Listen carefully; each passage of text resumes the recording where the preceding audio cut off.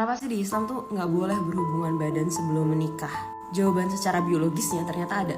Jadi secara sainsnya adalah karena perempuan itu ketika mereka berhubungan intim itu mengeluarkan hormon oksitosin, hormon mengikat dengan pasangan tersebut. Nah, ketika perempuan udah releasing hormon oksitosin, mereka akan terikat gitu sama pasangannya, dan itu juga meningkatkan hormon dopamin mereka, yang mana mereka jadi senang gitu dengan hal tersebut. Kebalikannya, laki-laki justru kehilangan hormon testosteron mereka. Sementara testosteron itu turun sama dopamin. Jadi mereka justru ketika berhubungan, mereka ada hormon prolaktin yang ngebuat mereka puas, tapi nggak seneng.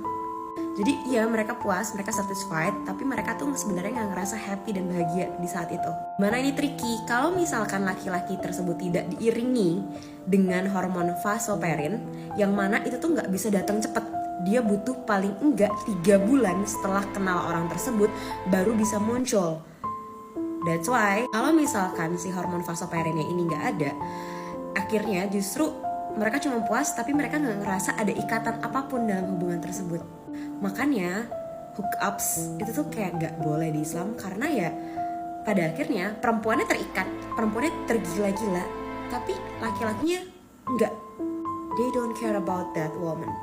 That's why dalam Islam satu-satunya cara untuk perempuan mengizinkan kemudian oke, kita boleh berhubungan intim adalah dengan pernikahan alias komitmen, yang dibuktikan dengan apa? Dengan hormon vasopressin. Yang vasopressin meningkat, nah ketika hormon vasopressin itu meningkat, dia akan mau menikah dengan pasangannya.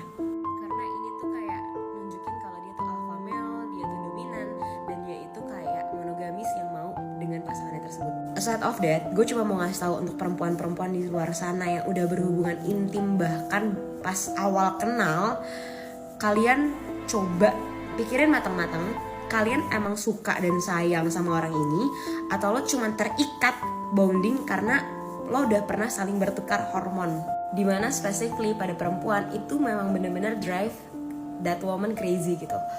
Jadi kayak lo tahu nih lo nggak mau sama pasangan lo nggak suka banget sama pasangan lo, tapi kenapa sih lo masih insist sama pasangan lo, kayak atau bahkan lo susah move on, atau bahkan lo kayak this is not make sense gitu ya, karena ternyata secara brain wiring lo tuh ada yang terganggu karena lo udah pernah berhubungan ketika lo belum menikah. Jadi kalau lo ngerasa kayak kok gue masih tergila-gila sama orang ini padahal gue tahu orang ini tuh kayak nggak layak atau nggak deserve, maybe because you were doing that, dan lo harus kayak neutralize your body, your mindset untuk nggak lagi releasing hormon oksitosin sama orang tersebut.